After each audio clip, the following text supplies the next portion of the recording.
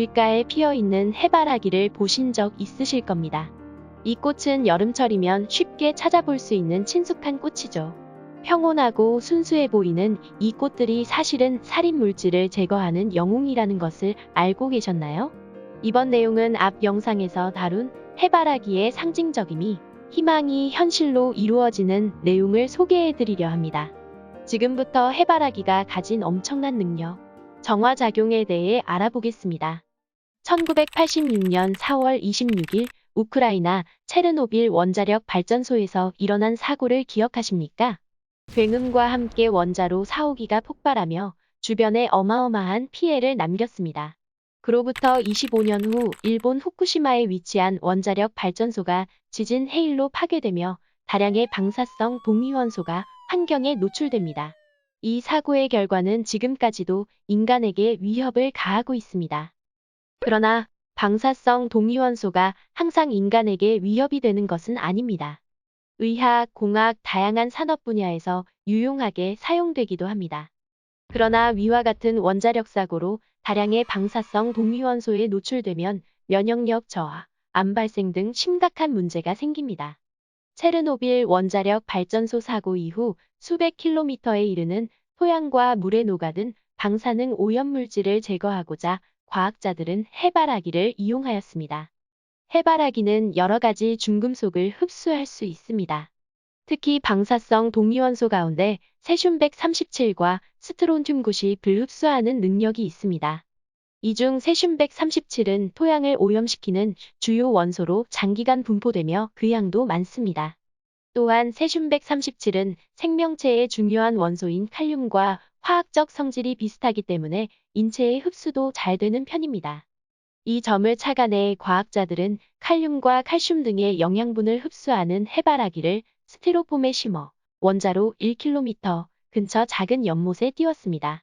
그 결과 해바라기들은 열흘 안에 오염물질의 95%를 제거하는 놀라운 현상을 보여주었습니다. 일본 후쿠시마 원전 사고가 났을 때에도 해바라기는 다시 사용되었습니다.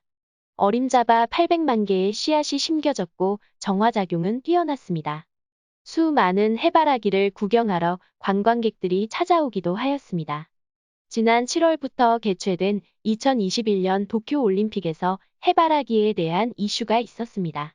바로 메달리스트들에게 수여된 꽃다발이 문제였습니다. 해당 꽃다발에 사용된 소재가 원전 사고 인근 지역의 꽃으로 만들어져 선수들의 방사능 피복에 대한 우려가 제기된 것입니다. 해바라기가 방사능 동위원소 흡수에 뛰어난 점을 고려한다면 걱정이 되는 부분일 수도 있었겠습니다. 그렇다면 해바라기 외에는 방사능을 정화하는 방법이 없을까요? 왜 해바라기를 이용해야만 할까요? 일반적으로 토양이 방사능 물질에 오염되면 흙을 파내어 직접적으로 정화 처리를 해야 합니다. 그러나 해바라기를 이용하게 되면 식물체의 오염물질을 집중시켜 해당 식물만 처리하면 되기에 상대적으로 비용과 수고가 절감됩니다. 다만 이렇게 흡수된 방사성 물질은 스스로 분해되지 않기 때문에 신중하게 처리해야 합니다. 해바라기가 종자를 맺기 전 수확하여야 하며 부피를 줄이기 위해 건조, 소각 작업을 거친 후 방사능 폐기물 관리 지침에 따라 엄격히 관리됩니다. 이러한 식물 정화 방법은 해바라기뿐만 아니라 포플러, 박달나무, 인디언 겨자 등의 다양한 식물들이 사용되고 있습니다. 나아가 정화작용을 위한 신품종의 식물들도 육종되고 있습니다. 이렇듯 오염된 환경을 정화하는 작업도 중요하지만 가장 중요한 것은 환경이 오염되지 않도록 미리 예방하는 것입니다. 우리뿐만 아니라 앞으로 미래를 이끌어갈 후손들에게 건강한 자연을 물려주기 위해서라도 환경 보존은 꼭 이루어져야 합니다. 현재 많은 기업들도 환경과 사회가 조화롭게 상생하는 ESG 경영을 지향하고 있습니다.